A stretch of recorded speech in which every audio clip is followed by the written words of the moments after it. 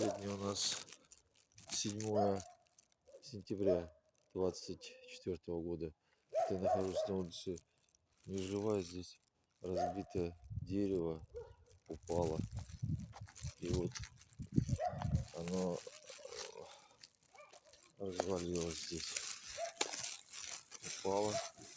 И это не одно дерево старое, которое разрушилось, потому что изменение вот он, 5А, рядышком с моим домом.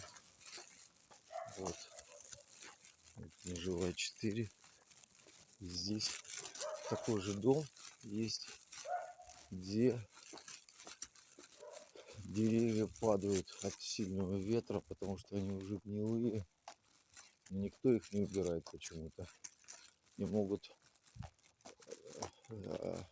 угрожать здоровью и жизни мне и горожанам. Вот оно, дерево, смотрите, вот оно упало. Его, правда, уже спилили, но тем не менее. Вот, смотрите, сколько таких деревьев вокруг находится, которые угрожают здоровью. Вот его распилили, но тем не менее. Вот машина, походу, тоже пострадала от этого дерева.